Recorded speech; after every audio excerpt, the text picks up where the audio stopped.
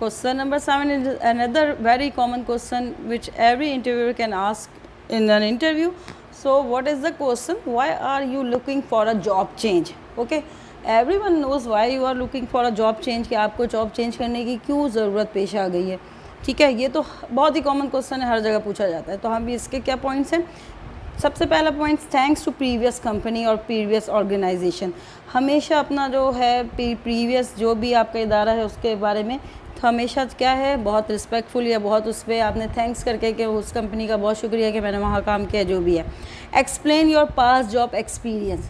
फिर आपने उस पास जॉब एक्सपीरियंस भी वहाँ से पहले अपना बताना है कि आपको उस जॉब करने से आपको कितना अच्छा एक्सपीरियंस हासिल हुआ, या उस जॉब एक्सपीरियंस की बेस पे ही तो आप किसी नई जॉब के लिए अप्लाई कर रहे हैं. Okay, share your reason for job change. अच्छा, अब क्या शेयर अपने रीज़न करना है कि आखिर में जॉब चेंज करने की रीज़न्स क्या है.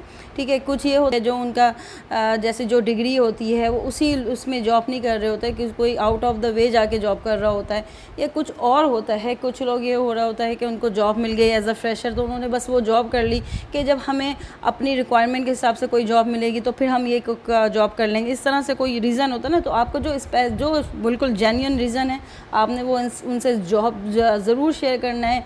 या तो आपका डिस्टेंस का इशू है या सैलरी का इशू है, जो भी इश्यूज़ हैं आपने वो ज़रूर बताना है. ठीक है, रिलेट टू कैरियर गोल. अब उसी रीज़न को आपने रिलेट करना है अपने कैरियर गोल से. एवरीवन हैज़ द कैरियर गोल ना. हम जॉब भी करते हैं कैरियर गोल के लिए ना, कि हमारा कोई करियर होता है उसमें हम उस गोल्स को अचीव करना है. तो उसमें भी कि आप ये रिलेट कर सकते हैं कि उस जॉब से मेरा वो करियर गोल अचीव नहीं हो रहा जो मैं अचीव करना चाह रहा था. ठीक है, सो अब तो आपने अब इन्हीं पॉइंट्स को, यानी कि इस जॉब को, ये तो मैंने पॉइंट्स बता दिए. अगर आप खुद से भी आंसर करना चाहें तो करें, लेकिन हम इसकी एग्जाम्पल देखते हैं कि how can we relate this points in our answer. So let's, what is the answer. Example is here. I am thankful to my previous company because I have learned a lot of things. Changes are necessary for everyone to enhance your skills, knowledge and personal growth. Your organization is the good platform where I can learn more. ठीक है, तो ये आपने वो तीनों या चारों points जो हैं वो कवर कर लिए इस आंसर में. अब इसमें आपने क्या आपने थैंकफुल भी हो गए अपनी प्रीवियस ऑर्गेनाइजेशन के बारे में.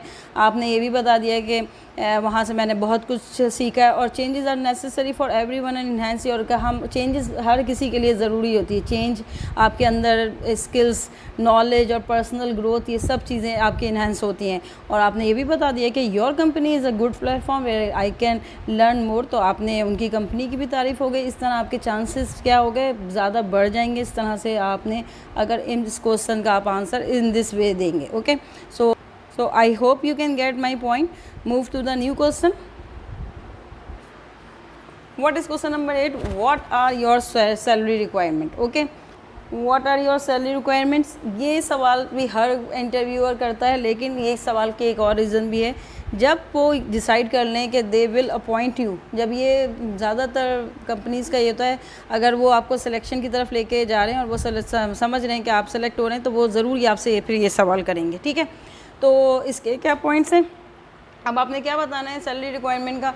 तो एज अ फ्रेशर, अगर आप फ्रेशर हैं, आप फर्स्ट टाइम जा रहे हैं किसी भी बहुत अच्छी कंपनी है उसके लिए, तो never share your salary requirement. तो आपने कभी भी, जब आपके पास कोई एक्सपीरियंस नहीं, आप फ्रेश हैं बिल्कुल अभी, तो आपने कभी भी उनसे अपनी सैलरी रिक्वायरमेंट शेयर नहीं करनी है. इसलिए भी शेयर नहीं करनी है कि अभी तो आपको अपनी खुद मार्केट वैल्यू नहीं पता कि आपकी मार्केट में वैल्यू है क्या. ठीक है, तो आपने कभी नहीं शेयर करना. और सेकेंड क्या है, experience can share their expected salary. So an experienced person can share the expected, यानी कि he or she can expect the salary, क्योंकि उसको अपनी मार्केट वैल्यू पता है. ही इज़ एक्सपीरियंस पर्सन और उसको पता है कि इतना एक्सपीरियंस है तो इतने एक्सपीरियंस पे मार्केट में क्या सैलरी होती है. ठीक है, और अगर ये भी है तो मैं जो थर्ड पॉइंट है, always say as per company norms. ठीक है, हमेशा ये बात आप ज़रूर बोलें, चाहे आप फ्रेशर हैं चाहे आप एक्सपीरियंस हैं, लेकिन आप ये बोलें कि always as per company norms. क्योंकि हर कंपनी के अपनी अलग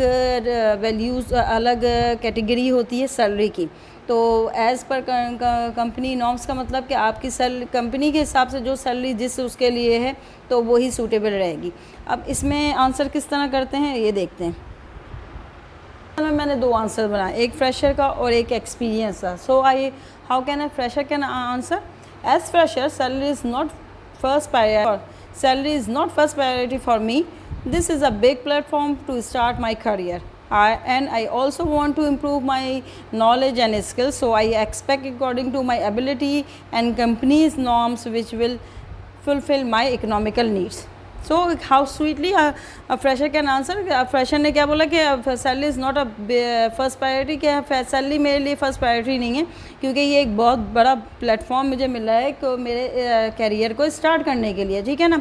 और यहाँ I can improve my knowledge and skills. तो इस प्लेटफॉर्म पे मैं अपने नॉलेज को बढ़ा सकता हूँ, स्किल्स को बढ़ा सकता हूँ, ठीक है. और I expect according to the company ability and company norms के इतनी मुझे कंपनी इतनी मेरी एबिलिटी और कंपनी नॉर्म्स के हिसाब से इतनी सैलरी हो कि जो कि मेरी इकोनॉमिकल नीड्स के लिए पूरी हो जाए. So how smartly a fresher can answer this question. So an experienced person can answer how much. Experienced person can answer like this. How I have 6 years of experience in dash field, in any field, in HR field, in management field, and in production field, whatever the field is. My current salary is this. Salary has never been a big issue for me. Still, I am expecting salary as company norms as per my designation and my qualification and experience. So I can manage the standard of living. Okay. So this is the way how can experienced person can answer. अब इसमें क्या है, उस experience person ने ये बता दिया कि उसके पास इतना एक्सपीरियंस है और उसकी current salary just like 2 lakhs है, 2.5 lakhs है, सही है.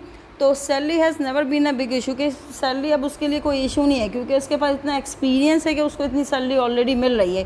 Still I am expecting salary. अब उसने बोला कि मुझे जो सैलरी मैं एक्सपेक्ट कर रहा हूँ वो कंपनी की जो नॉर्म्स है, जैसे किसी भी कंपनी में हर किसी भी डेजिग्नेशन एज़ पर माई डेजिग्नेशन, हर एक डेजिग्नेशन के लिए एक स्पेसिफिक सैलरी होती है और एक क्वालिफिकेशन के लिए एक स्पेसिफिक सैलरी होती है.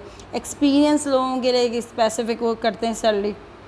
सो कि इतनी सैलरी मुझे मिल जाए कि फिर मुझे अपना स्टैंडर्ड ऑफ लिविंग जो है, जब इंसान का एक स्टैंडर्ड ऑफ लिविंग भी होता है, कोई किसी पोजीशन पे होता है, तो फिर वो क्या मुझे अपना स्टैंडर्ड ऑफ लिविंग भी रखने में आसानी हो. जो मेरा स्टैंडर्ड है, इस स्टैंडर्ड के हिसाब से मैं रह रहा हूँ, तो इतनी सैलरी मुझे मिल जाए कि मैं अपनी इकोनॉमिकल नीड्स को पूरा कर सकूँ. So this is the way the experience person can answer this question. I hope you can get my point.